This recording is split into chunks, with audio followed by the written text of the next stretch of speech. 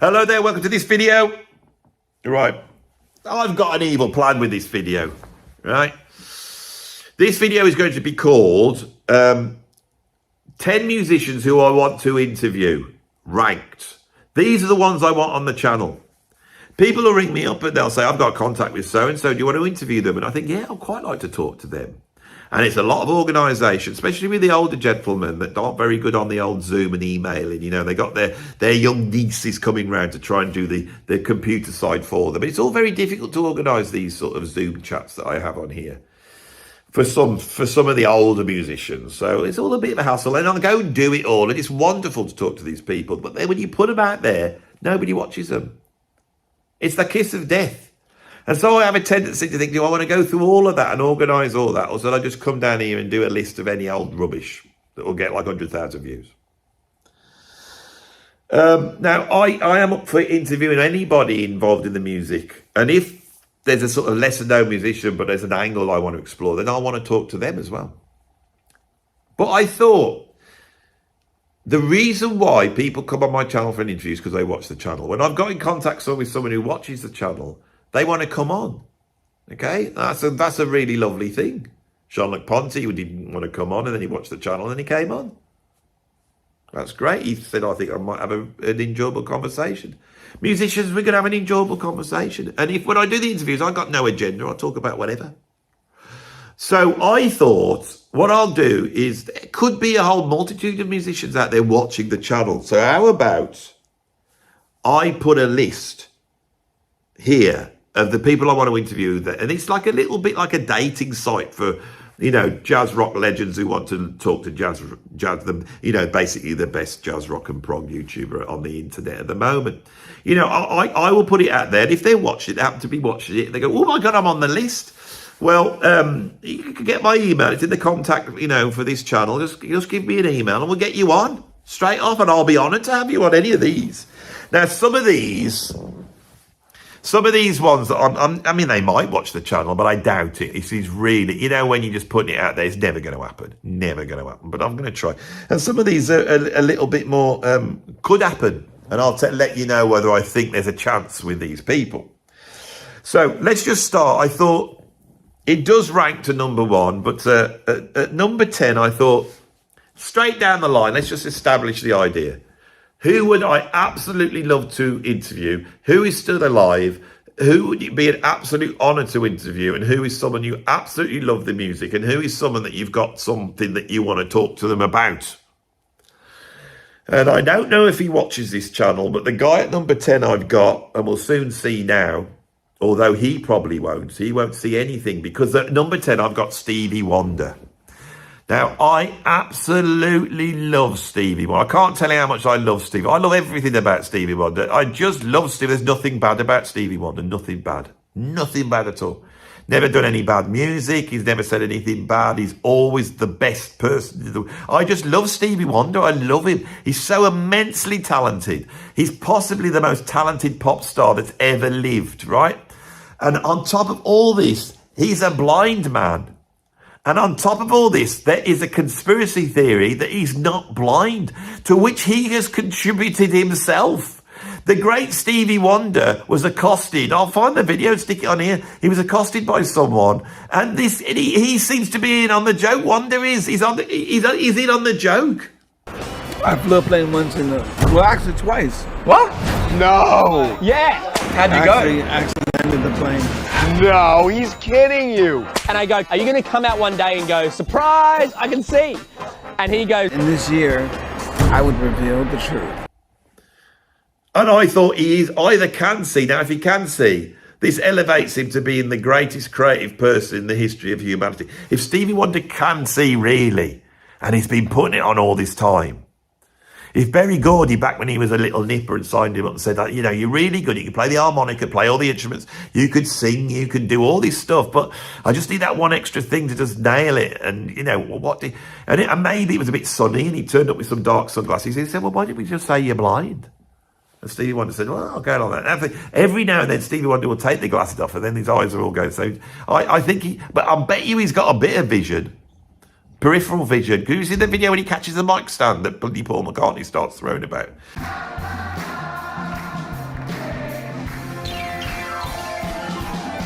He's just stood there and he's like that bloke out of the blues, but he just grabs it like this, bang. Stevie Wonder. If this is all the case, then I have got so much respect for that man. Now, obviously he doesn't watch this channel because he can't see. And this goes back to one of the great jokes of the 1970s that we had as youngsters, which I will tell now, that's probably politically incorrect. But, you know, from a cultural point of view, this is one of the jokes that was told many a time on the field at break time in British schools. It went like this, the joke went like this.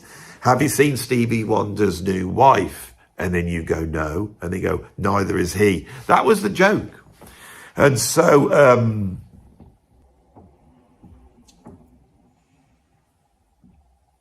you know, that sort of vein of humour is in me from a very young age. And you can see I have actually, except for telling that joke then, I have sort of steered away from telling those sort of jokes. But maybe Stevie Wonder's got some jokes. Can you imagine a video of him interviewing the greatest pop musician? Now, a pop musician that can burn through giant steps. You know, a pop musician that has ended up being one of the archetypal instrumentalists on his instrument, the harmonica. There's him, there's the other fella, and the other one. Adler, Wonder, and the one that played with Jaco Pastorius. He was a monster, wasn't he? They're the three archetypal harmonica players. What was his name? Toots Thielmans. He's done that as well. He has made perfect albums. I mean, shall I move on? Stevie Wonder. I want to love to it. It's never going to happen. Never. Not in a million years. I would poo myself if I got an email from Stevie Wonder. My God, that would be incredible. But if he does venture on, we'll talk about music. We'll talk about the music we love. And I would love to talk to him about jazz. I really would. I would love for that video to exist so we could see why he was so great. And it's because he is in the lineage of the great jazz musicians. You know, yes, there's a little bit of Ray Charles in there, but there's also Duke Ellington in there. And I would love to explore that with Mr. Wonder. It would be wonderful. Dad joke. Let's move on. At number 9, I have Vinnie Colaiuta, the greatest living drummer.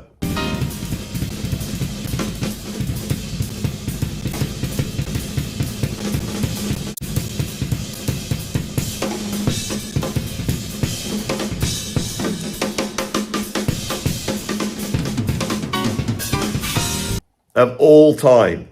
Vinnie, who is an enigma as a drummer. Yes, he's got more chops than anybody. Yes, he seems to be able to play anything, read anything, do anything. But also, his drumming is so left field and weird and strange, and he has a creativity that goes beyond any other drummer. I worship him as a drummer. I worship Vinnie as a drummer. He's a force of nature. He's a power unto himself. When he joined Sting's band, every other drummer had to play Sting's songs. Not Vinnie. Sting just looked at him and smiled and let him do whatever he wanted to do. You could tell that because he was Vinnie. Vinnie's a force of nature, but he can do the session job. He can do anything, Vinnie, except in recent times, things have gone a little bit of awry. Now, Vinnie has been afflicted with some health problems recently, and it's curtailed his drumming. He's been having problems with his neck. And he's had an operation. The operation doesn't seem to have gone well. And that combined with the inactivity, I suppose, of being injured at his age means that he is not as roadable as Frank Zappa would have said as he was. He cannot play for long periods of time. All this is like an absolute, it's a travesty and it upsets me.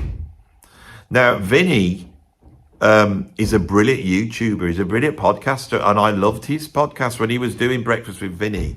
I thought this was brilliant.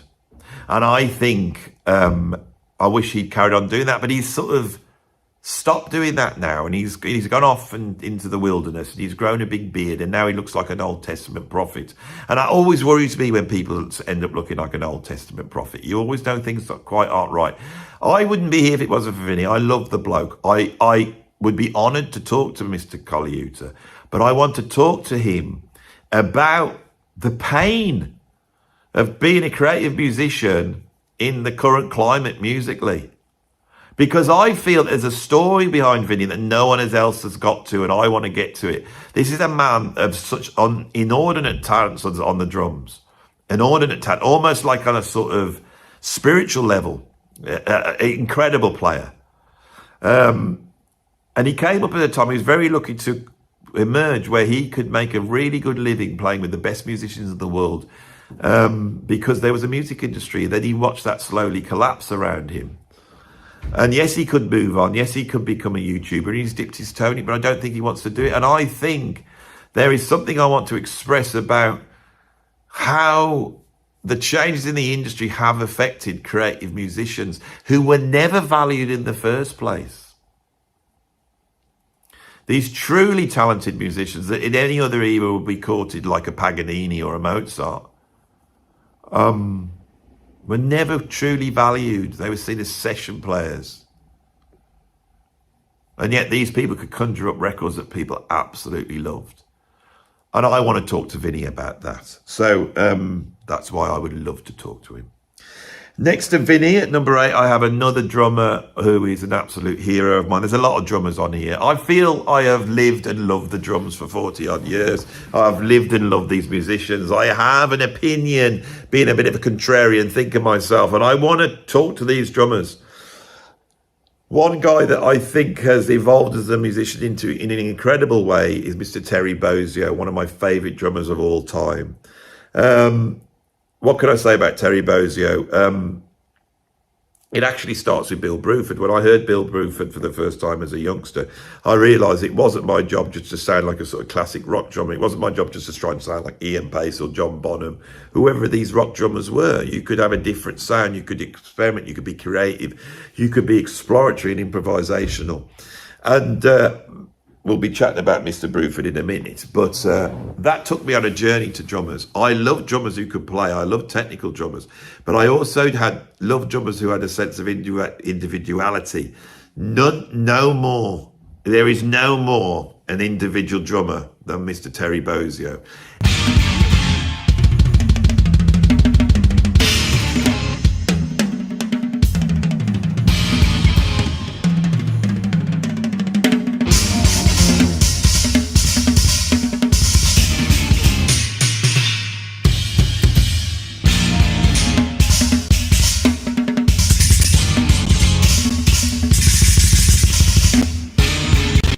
Everything about him, said Terry Bozzio to me. Every tom fill, the way he tuned the toms, the way he hit the snare drum, the way it sounded, the way he played double bass drums, the way he approached the drums technically, and he used technique to create signature sounds.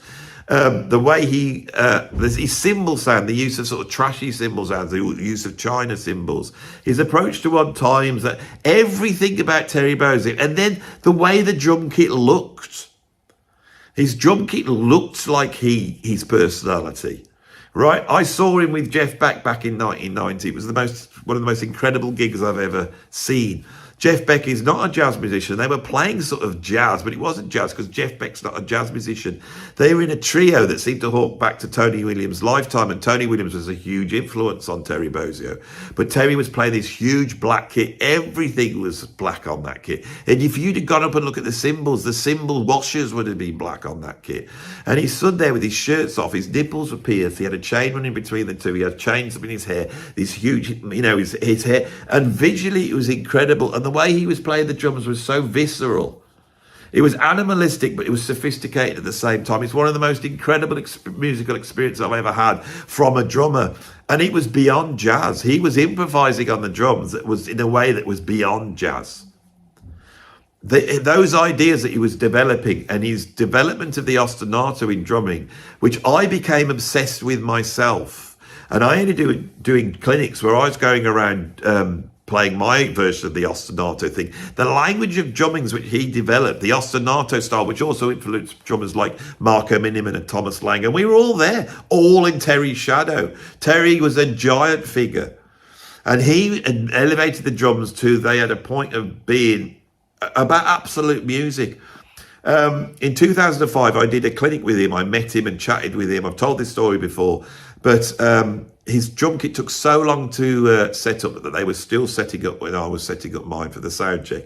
By the time I got to my sound check, Terry Bozzio was trying the drum kit out. So he was trying the drum kit out and giving it a test run as I was sound checking. So the only thing we could do was to play together. Now, Mr. Bozzio won't remember this at all, but I remember it because it's one of my most fondest memories. He sat there on a stage, you know, with 1,000 or so people about to come in, with my fully mic'd and Terry Bozzio's kit fully mic'd.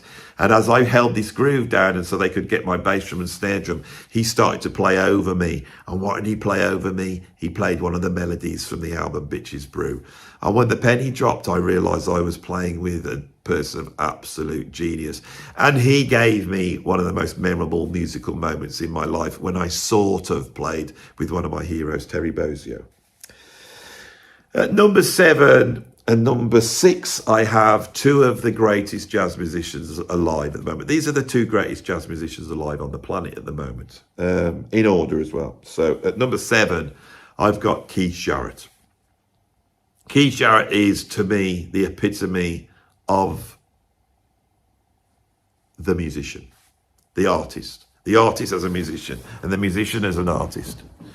Someone who has absolutely every aspect of music working together symbiotically.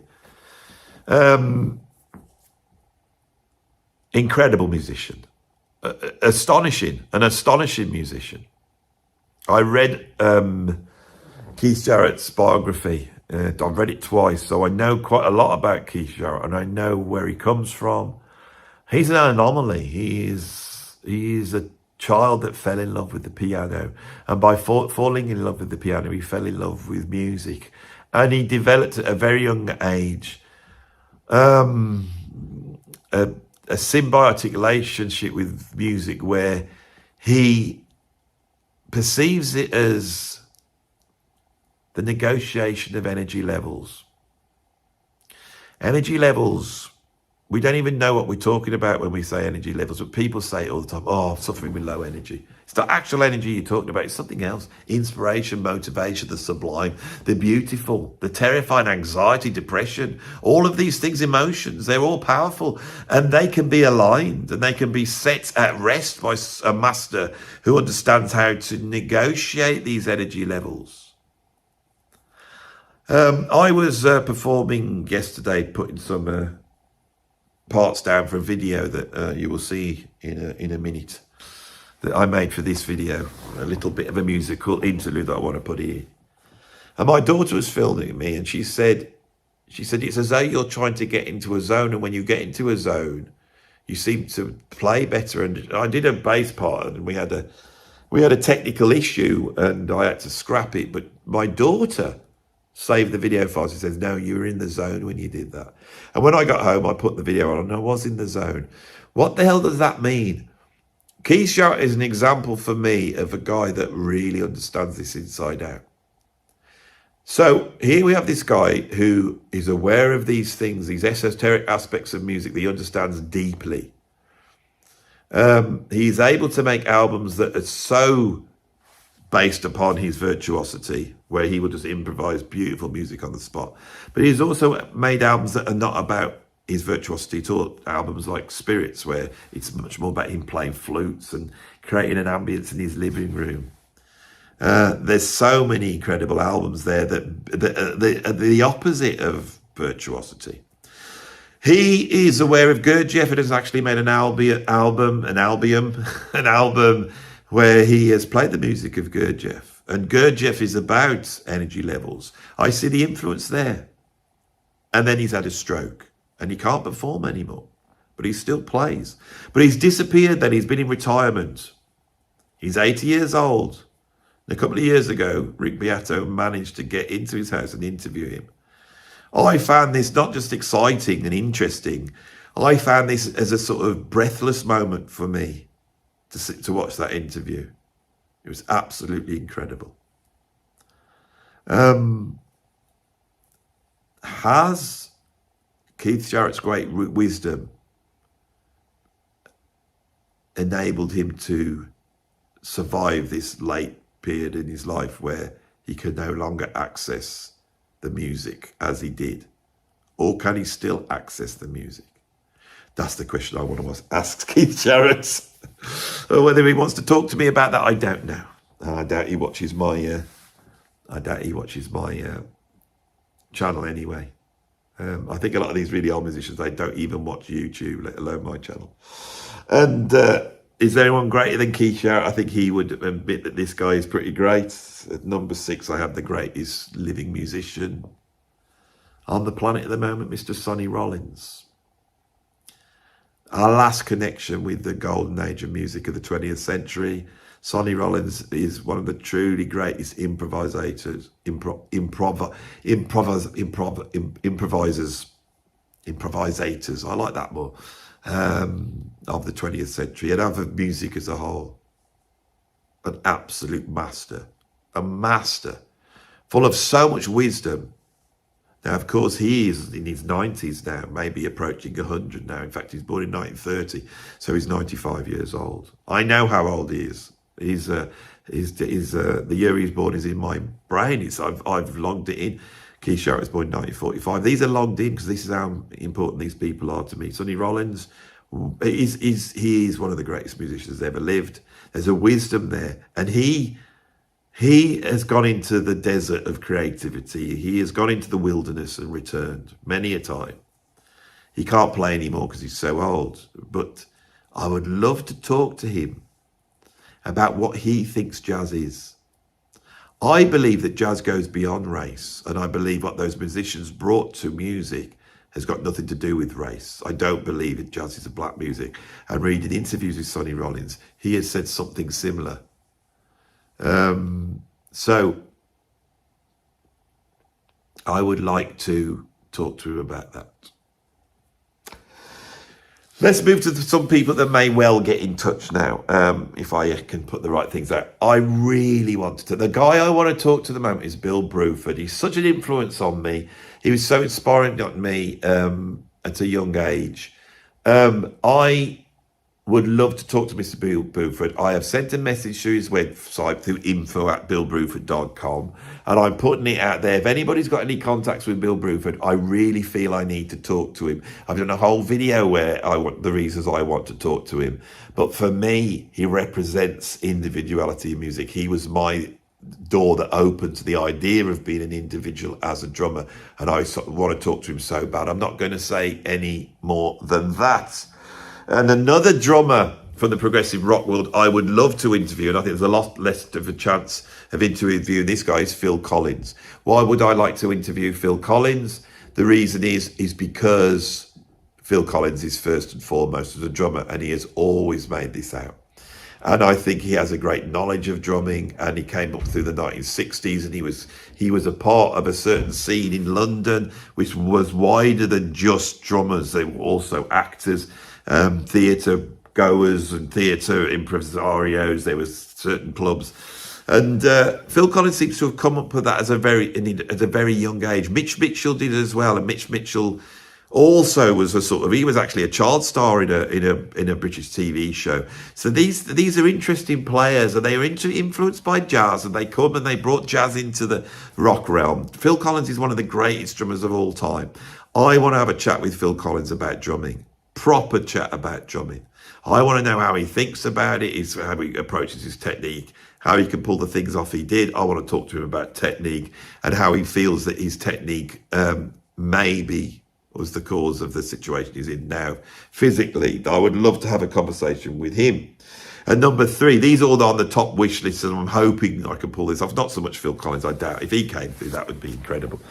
One that I hope is on the cards is Mr. Rick Beato, who has got in touch. I've mentioned this before. We are now in contact, and it's. I think there will be a meeting between me and him. He, for me, is the Don. He's the big daddy of YouTubing.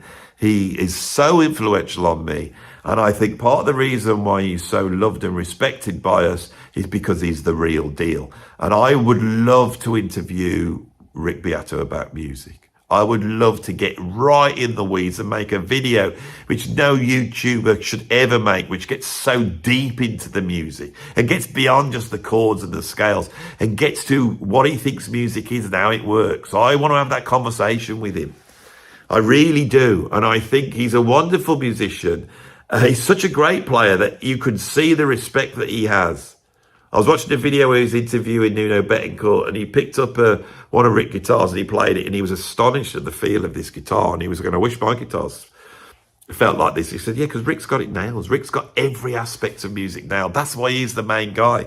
Anything, drum tuning, mic positions, preamps. I mean, I've had a little bit of a chat with Rick, and I found myself going, how could I get that warm drum sound? And he was going, you need this piece, the kit. He knows everything. He knows bloody everything. I know quite a lot, but he knows bloody everything. Absolutely everything. Rick knows everything. He knows everything. I want to get to that. How do you know everything? At number 2, I have emailed this guy over and over again. I want him so much on the channel. I've got a video prepared if he won't come on the channel. I've got another thing. I need to talk to John Lydon, also known as Johnny Rotten. I need to talk to him. I need to draw together my theories on the English aesthetic, and I need to talk to him. I need to talk to John Lydon about the English aesthetic. Every time he's been to, I know Barry Robinson over at Classic Rock Reviews, they've been on twice down it. They've been brilliant interviews. And of course, he's you know, so like me, he's made a living with a progressive rock website, and there he's got John Lydon, forthcoming all this incredible stuff about progressive rock. You know, John Lydon's a bloody genius, and as much as he went against the prog thing, he's also a part of it. He's part of the great British lineage of music. He's a genius. I think John Lydon's a genius.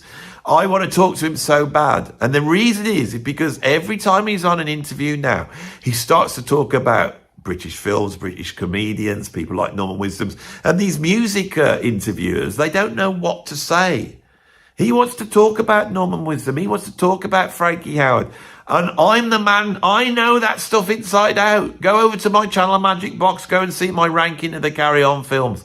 My God, would I love to do a ranking of the Carry On films, or just a deep dive into the Carry On films with John Lydon. I know he would get it. I want to get into those Norman Wisdom films. I want to get in why they're so great and why I love them. Here, that order for the dresses. Yeah, it's on again. Yeah, order. Cancel those dresses, Freeman speaking. Put the order on again, yeah, make it. Will you please cancel those 5,000 dresses pink? Freeman speaking. Make it 10,000. No, 5,000. No, for heaven's sake, cancel them altogether, please. You know, why we love Frankie Howerd, why we love Morecambe and Wise. When Eric Morecambe died and they were going through his stuff, they found a Frank Zappa album. He'd bought Freak Out.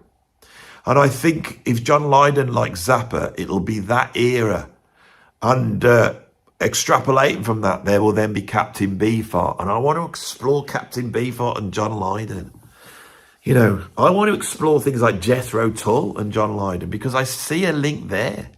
I want to explore the idea of Laurence Olivier and those sort of films that he would have brought up with the beautiful language of Shakespeare in the popular film, you know, films like Henry IV and his version of Richard III, which was lampooned by many comedians at that time, almost like a cliche.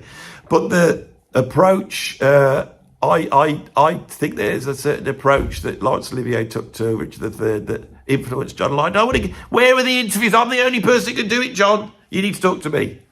And I know you watch the channel. I'll put a picture of you on the thumbnail. That's what I'm going to do. I'm going to put a picture of you and then of someone else as an example. And number 1, of course, it's John McLaughlin. I've banged my head against a brick wall trying to get John on the channel. He obviously doesn't want to come on.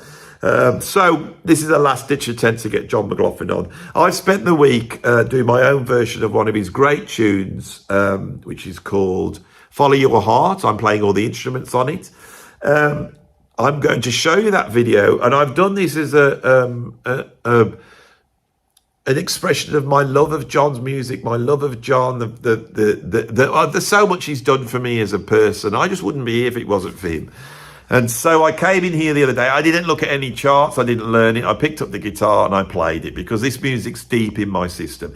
and I changed the arrangement. I was filling it out. I thought, I'm going to change the arrangement. So anybody who knows this tune and watching it, Andy's not following the arrangement. Why is he not following the arrangement? Because that's a little bit of an expression of the fact that I'm not too happy after all I've done on this channel, and yet still, and all in the comments, when you're going to have John McLaughlin on? You know, when you're going to have John McLaughlin on?